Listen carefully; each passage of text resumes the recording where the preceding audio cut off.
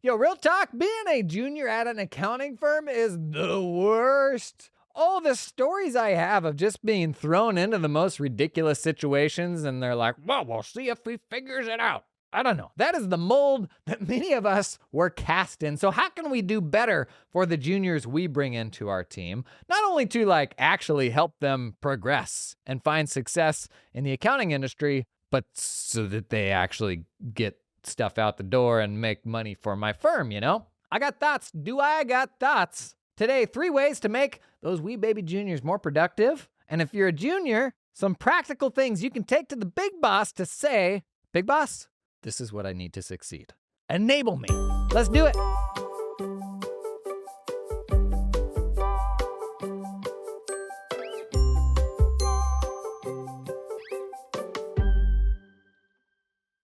This may surprise you to learn, but when I came out of undergrad, I didn't go straight into a big firm, even though that was like the success metric of the accounting program. And I think that's how it is for just about all of them.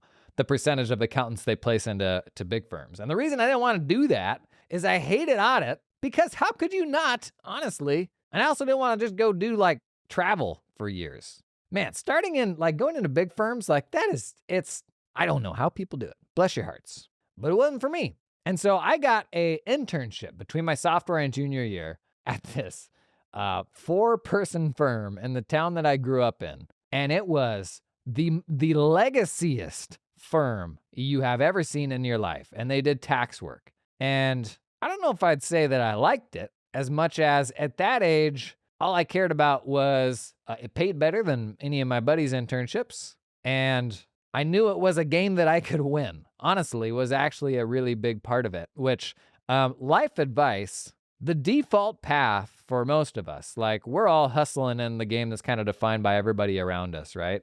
Unless you are doing your own thing, like you're kind of living and working in an environment where success is what everybody around you tells you that it is. And early in my career, the big motivator for me was I looked around and I was like, okay, I can do this. Like I think I can find success here. But I never stopped to consider when I would look at the people who were successful there. And for most folks, that's like, what's the partner track look like here? That may feel even unattainable, but like that's kind of the peak, right? Like that is the top of the mountain. And you're so like busy running on that hamster wheel as hard as you can that you don't see the tear stains on the lapel of the partner. You know what I mean? You don't stop to actually consider, if I got there, is that a thing I would actually want to do for the rest of my life? Man, oftentimes the answer is no. Oftentimes what partner is not like a big step in compensation. It's more of a prison sentence. Because if you didn't like your job before partner, you're not going to like your job when you become partner. Now it's just going to be harder to leave. Anyways, I got out of school, went to a small firm. So many good stuff. I had to just do an episode of just stupid stories from this firm at some point. Great people there, with some exceptions. But the very first project I ever got in this tax firm was, I can still remember the company's name. It was a C Corp that hadn't filed in like 4 years, and we were doing an old 3 years of returns. Shows you the quality of client that this firm accepted. They didn't have any books. We had a pile of bank statements and things from personal bank statements that had been like circled and scrawled on. And they said, here's QuickBooks, here's ProSystem FX, 19-year-old, knock yourself out. I didn't know what realization or I didn't know how accounting firms worked at that point at all. But that exercise, I don't think was ultimately helpful for anybody. I mean, you want to talk spinning your wheels. Like, I was in another dimension for about 3 weeks. And it was the most pointless exercise of, well, see what you can do, see how far you can get it. Look at last year. And when you put juniors in this position, and we do this all the time to varying degrees because you just don't want to have to take the time to like hold their hand through it. And I think with dudes, oftentimes there's an element of like, this is going to be this will be a valuable lesson for them. When it's like, no, it's actually your pocketbook that this is setting on fire. But there's so many situations like this where you have totally unsystematized firms and you just chuck people in and expect a lot of them. And The worst part of being a junior accountant was those afternoons where you came off a lunch, maybe you ate a little too much, so things slowed down, and you're just staring at your screen and you're stuck on something and you're like, whew, the hours are flying by right now and I'm not making any progress. What the heck am I going to put on my timesheet? The real creative canvas of an accountant, while simultaneously staying out of the way of everybody around you because you don't want to look like an idiot having to ask all these questions, getting stuck every 10 minutes. That is the life of a junior accountant. It is brutal. It is a social thing, honestly, more so than it is a technical thing, because most firms are just completely lacking that support structure. So if I can give you 3 wee tidbits of wisdom to try to make junior folks as helpful as possible, and this doesn't even really apply to technical people. This could be a VA, could be an admin. If you work with other people and you're the boss, all 3 of these things apply and set those people up for success. I honestly, it wasn't until I became the person that was in charge of, hiring and attracting talent and all of that, where I had like more of an interest in ensuring that the people we brought in had a good experience. It wasn't until I was at that stage in my firm running journey that I actually felt more of a moral responsibility to like onboard new people properly and give folks the support that they need. It is no small thing for somebody to be under your employee. I mean, like that is their livelihoods. And to walk into that haphazardly and not create the system that can oftentimes lead to virtually anyone being successful. Like if your system is so bad that it requires a unicorn, a phenom, it's like some exceptional person to be able to somehow navigate that and figure all that out, then boy, you're just setting up a lot of people for failure if you're not thinking about that. And accounting firms, admittedly, like we're not, I don't know, what's the thing that's very turnkey? A manufacturing line. I don't know, for whatever reason, what we do feels very abstract and hard to put on rails. But that's not a reason to not try. It's a spectrum of how systematized we can be. So my first big suggestion of how you get more out of junior folks, and if you are a junior folk, and I know a lot of you listen to this show, this is something to really push for that will make you more productive, is to just get back to the fundamentals of how do we systematize the work that we do even more. This should always be something that we are working on, trying to do just a little bit better. And there's so many situations where we're like, well, we're never going to be able to do 100% of that. And as a result, we do 0% of it. When it's like, no, the goal is to get from 5 to 10, from 10 to 12, from 12 to 14. How do we systematize a little bit more of it? That should be the goal. And it all starts with getting down to what are the services that we deliver to people, like getting down to brass tacks. We spent a whole week on this a couple of months ago. I recorded a whole week of pods from the passenger seat of a minivan. It was quite the experience, but we built out this huge service library template that anybody can swipe. Amazing feedback from that. If you haven't swiped that, go back and check out those episodes. Let's link the first one down in the show notes.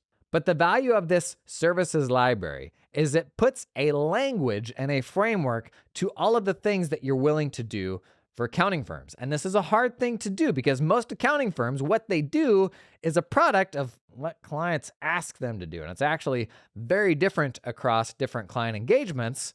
So it becomes very difficult to standardize, right? Especially if you built that firm from scratch, you were at a point where you're like, bro, I'll do just about anything for anybody. There was when I bought my firm, the bigger a firm is, the more there's like these unbelievable things where you turn over a rock and you're like, what? We do what? There was a company that for the last 40 years we'd been doing payroll for, and we would print their payroll checks, and somebody would drive out to this place in rural Oregon and put the payroll checks under a wooden mallard. This is not a joke. A mallard that was outside. That was the process. And it had been done this way for decades. In many ways, I absolutely love it. But it's a great example of how, every engagement, unless there is something that is forcing them into standardization, every engagement, the natural order of things is they will all become more different over time. But a funny thing happens when you have a service library, you have not a menu, but like a library of different things that you do for people. Simply creating the language and the process for it has the opposite effect. You actually find that the work that you do for clients trends towards that standardization. But until that standardization exists, it does the opposite. It trends the other direction. It gets more unique over time. This episode is brought to you in part by LiveFlow. So, if you've been around, you probably already know what LiveFlow does. It connects your accounting ledgers to your favorite spreadsheet app, Excel or Google Sheets, QuickBooks, or Xero. But we're on kind of an AI theme lately with this new OpenAI model coming out. You want to know a wild hack that LiveFlow can enable? How about syncing selected data out of your accounting system that a language model can interact with? So in the AI tests I've been running lately, with this new OpenAI model, you can't upload files to it. It's all text. And so I'll like drag and select the text from these big financial reports, paste it in there, fine. But what LiveFlow lets you do is build whatever custom reporting you need to, even like reference the cells in one sheet to the cells in another sheet, to roll up all this data in totally customizable ways, even across different companies because they support consolidations as well. But let's say I wanted to augment that with AI. Buddy, how about creating all of the context in one view that your AI needs to do some sort of job, quality assurance, whatever it is? I set up those sheets in LiveFlow, one big select copy pasta into my language assistant. It's got all the data it needs to do the review or anything else. And then because with LiveFlow, you can template all these reports, you simply change the company that is connected to that spreadsheet. Boom, you've got all the live data for the next company. Obviously, loads of useful ways that you can like pull all of your accounting ledger together. And that's kind of the beauty of LiveFlow is you can pull whatever you need out of the platform, organize it however you want. And if you're exploring using AI for like quality assurance and technical review, stuff like that, boy, LiveFlow could be your best friend there. It's actually a pretty cool idea.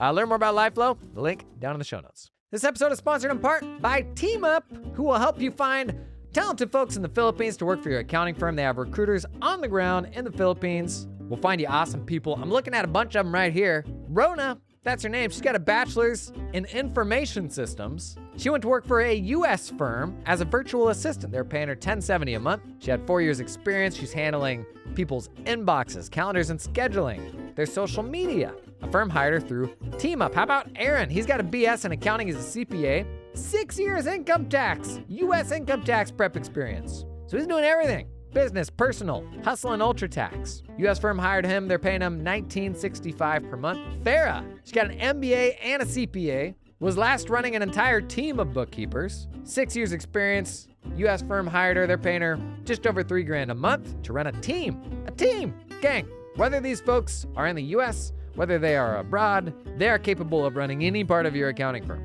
Particularly as a lot of firms are moving towards like kind of a relationship manager model where you have an onshore person that is managing the client relationship. That's really like the one blocker for some folks is they won't put offshore folks in direct contact with clients, though even that is kind of evolving. But our worldview around offshore work is oftentimes misshaped by the fact that menial tasks in other contexts like support will be delegated to, India or something like that. The reality is these are super talented people that are capable of learning absolutely anything your onshore team is learning. And you've got Big Four firms, you got regional firms, you got all sorts of firms employing tens of thousands of people in the Philippines that are absolute experts at their craft. I've shared before, my last 4 hires were in the Philippines in my firm. Completely changed the way we approach getting the work done, and that is again how I would build a new firm tomorrow.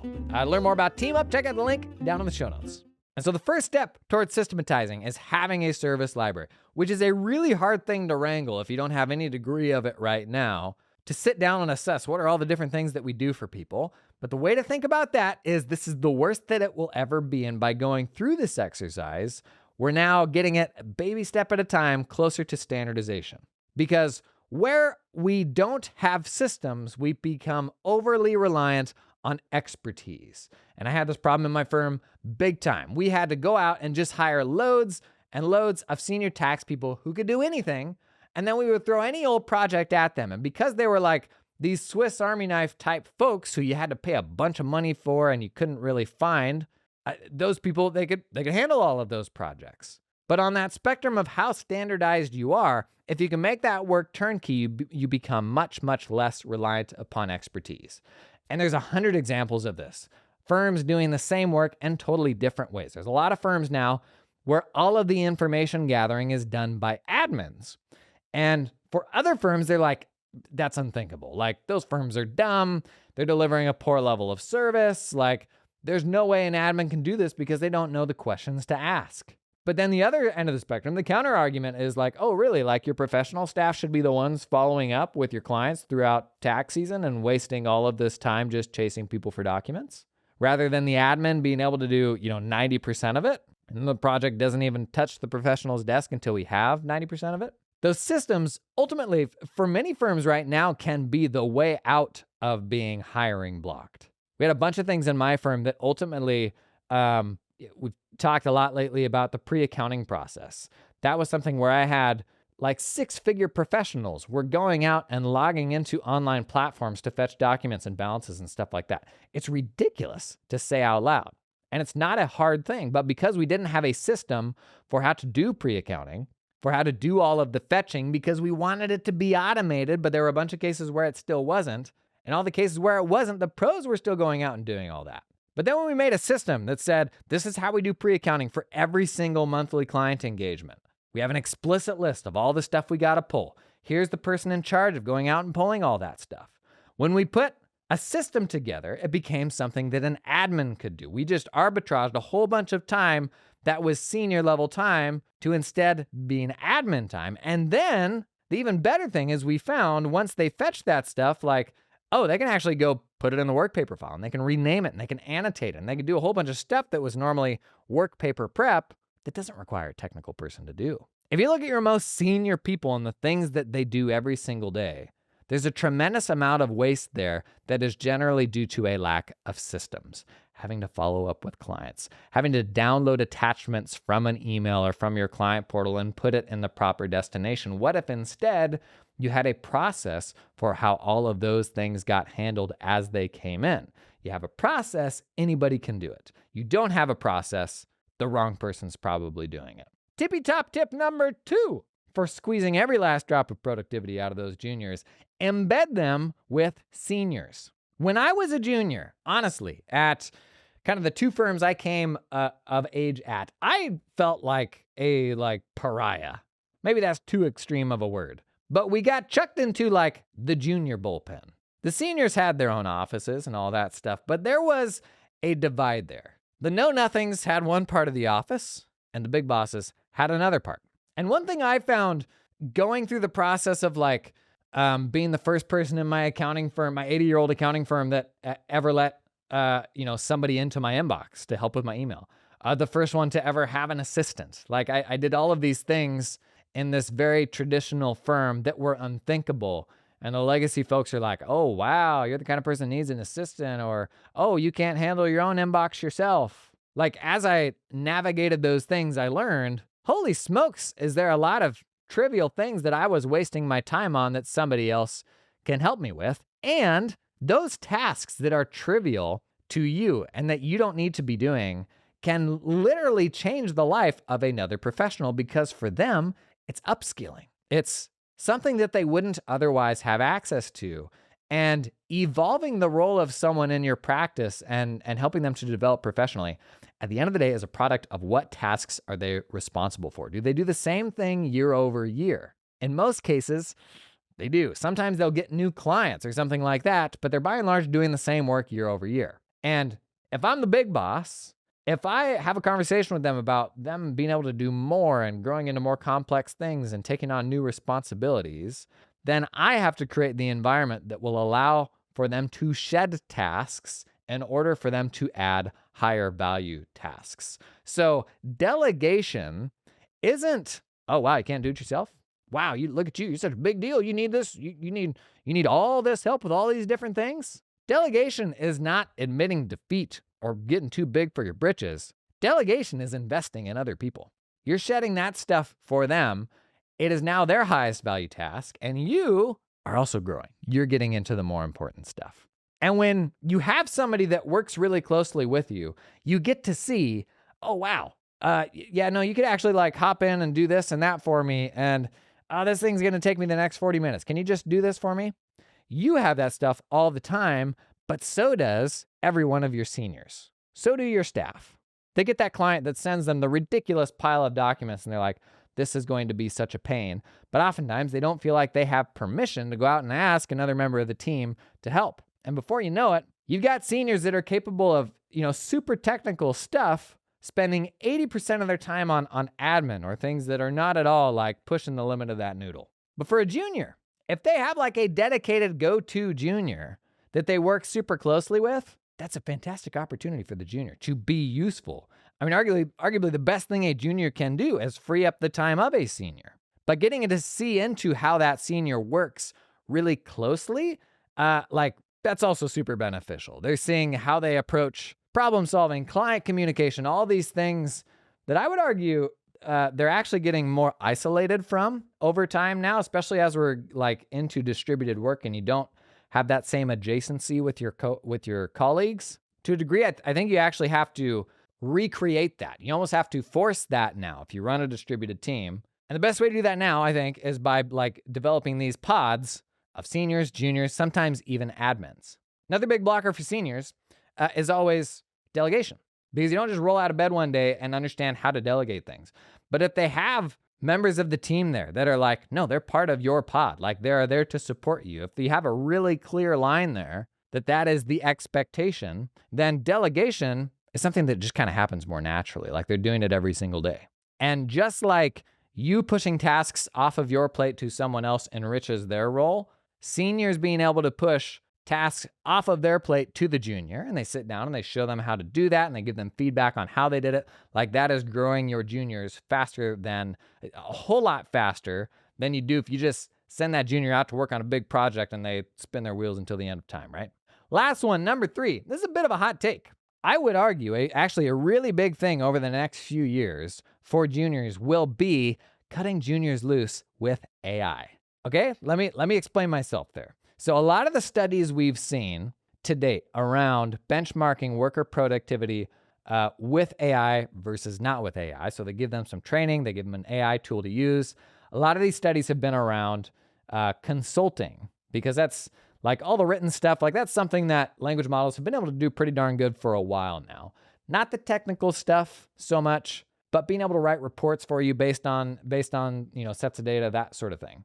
And so they run these studies benchmarking a group that gets some basic AI training and they show them how to use it versus a group that doesn't have that AI tool. And the biggest trend they see, and I've seen this in a number of studies now, is it raises the bar for the underperformers or for the juniors. It pulls everybody up to a higher standard. And the biggest people that it impacts are the juniors.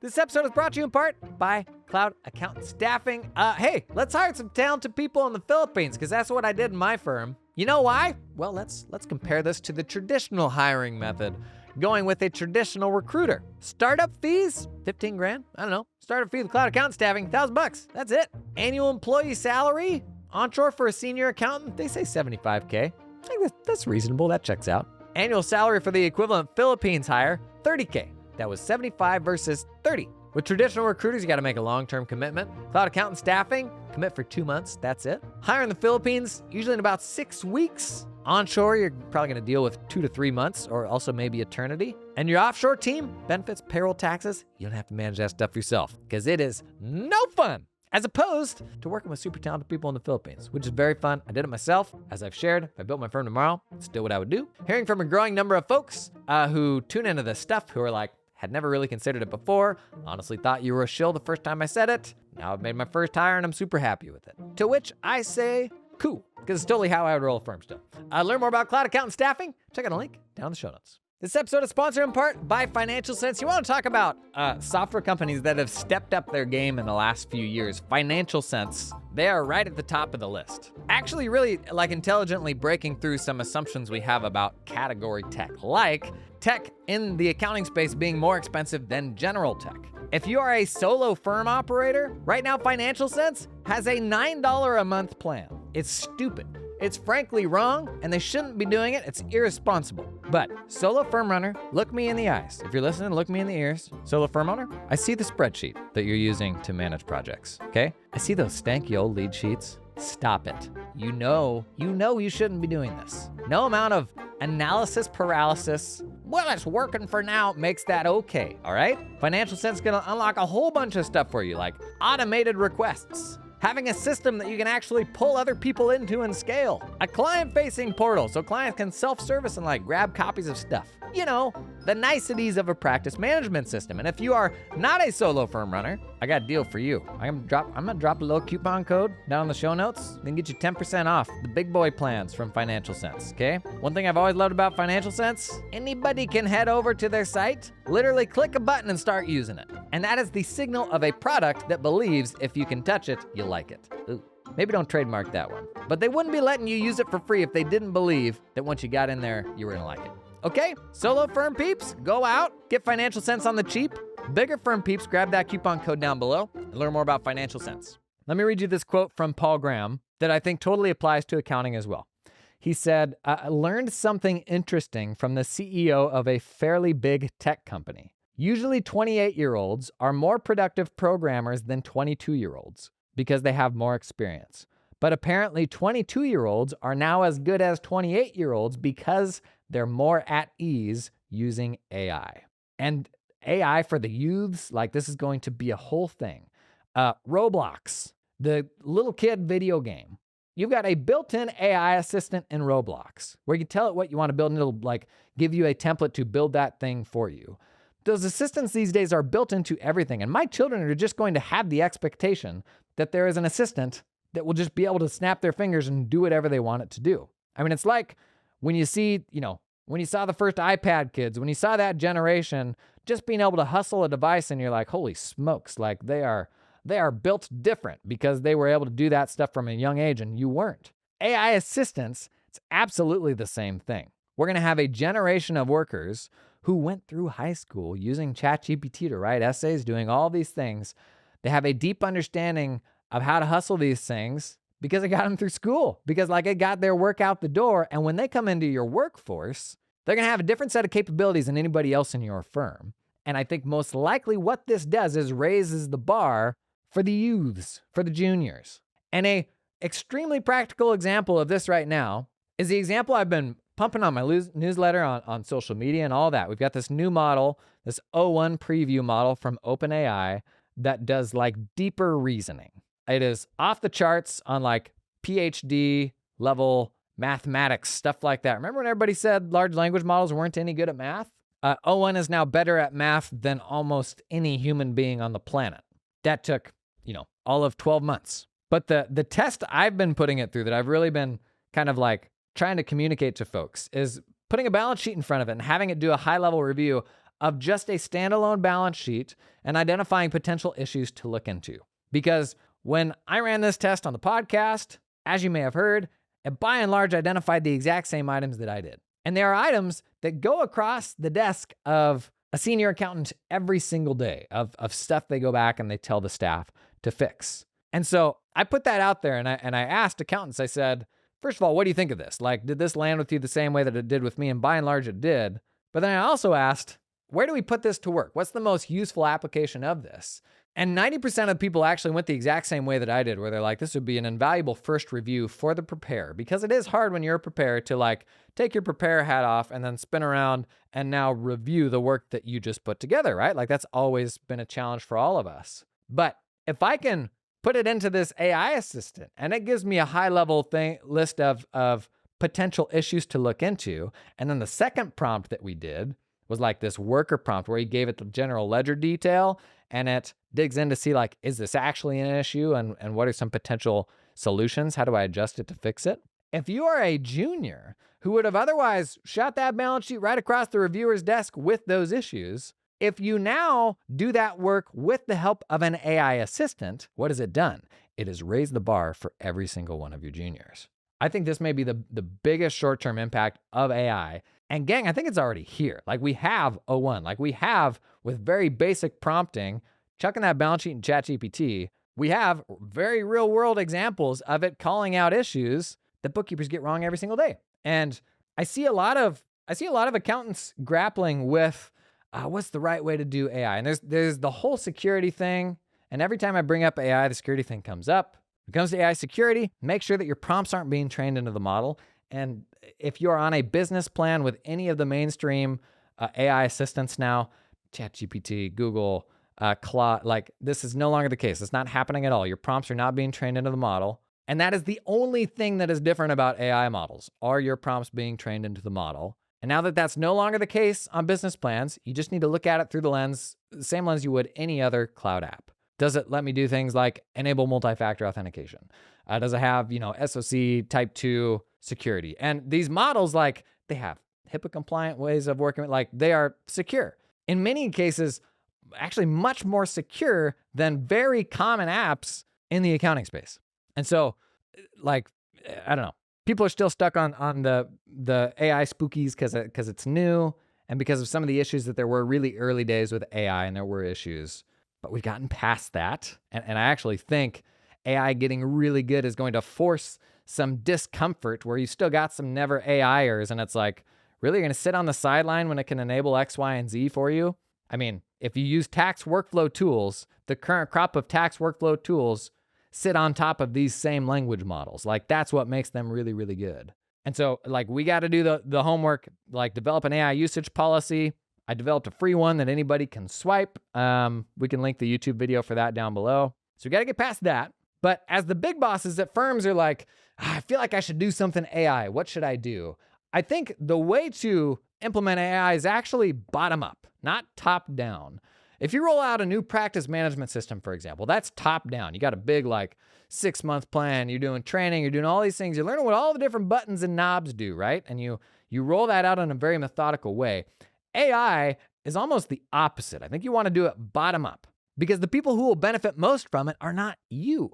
It's the juniors. It's the folks who probably already have a good degree of comfort with AI assistance.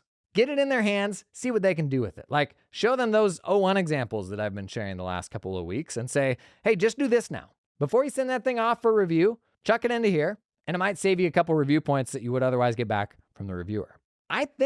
Honestly, I think we're already there. Like, if I was a junior right now, just coming out of school, and I had just written my senior thesis with ChatGPT, when I come into the workplace, you better believe I'm going to be going to AI assistants to get help with my work. And if I'm the boss, I want to enable that. Like, I got to set the boundaries with my AI usage policy to say what is okay and what is not okay. But I think AI is actually about to make juniors much higher output. Now, a couple closing sort of over-the-top considerations when it comes to getting really good juniors into your firm. Accountants, by and large, are not rad places to work. Like, they just aren't. And the biggest problem in most cases is the accounting firm doesn't have a sort of guiding principle, like a singular vision that people are behind. And it's oftentimes general firms that will struggle with this. Like, you don't have a specific profile of people that you're going out and trying to help. And for the next generation of worker, it's not enough to get a paycheck and be excited about the work that they do. And I get that that's not how it's always been. Reality is that's just how it is today. And in my opinion, this is another argument in favor of firms specializing a little more. If you have an avatar of the type of person that you want to support and you're passionate about that thing, not only does it become easier to attract clients who need that specific thing your firm can deliver, but the same goes on the hiring side as well. You can find folks that are passionate about that same thing. You are differentiated from other accounting firms and fundamentally have more to offer to that employee because of that specificity. Super tough to find super capable onshore junior folks these days. And as they come out of undergrad, the vast majority of them are going to much larger firms than we run. So easier said than done, but don't be afraid to have something to say. In professional services in general, I think firms are oftentimes afraid to have an opinion. When increasingly people make buying decisions because they want to feel like they belong where they're spending their money. If they find that firm that's yeah, I totally agree with that, that's actually become a really big factor in how people spend their money and who they partner with. And when it comes to the next generation's workforce, man, they are totally the same way. There's not a willingness there to go and toil if they don't feel like they're having an impact, if they can't see the bigger picture there. And I would say that's probably one of the bigger blockers to attracting talented folks to come work for your firm, is just kind of being too vanilla, not having anything to say. And it stems honestly from the same fear that specialization fears come from. You think about all the people that you will close out by having something to say, or how that maybe doesn't align with everyone that you have today. When you're no, we got to make the right decisions for the next client we're going to bring in, for the next employee that we're going to hire. Because it is that having a voice and having a vision that is what sets you apart in like the massive number of firms out there, and everyone that's shouting, come over here and I'll do your tax work, and TurboTax Live, you like sign up right now, you're going to get this deal. Like that's how you stand out, is when you actually have something interesting to say. But boy, man, being a junior was rough. It's almost like raising kids, where you're like, no, my problems are more important than yours, so it's not worth stressing over this thing you're stressing about or helping you out. But just think about ultimately the impact that you have on these people's career trajectory. Like there is a very real moral obligation there. If you're a junior and anything here got you excited, man, share a little clip with the boss on YouTube. You can share like specific timestamps. If the AI thing got you excited, send that over. The service library thing, send that over. Much of my new followers come on board begrudgingly because you referred me to your colleagues. So thank you very much when you do that. That's all we got for today. Thanks for hanging. Go make a killer place for juniors to work.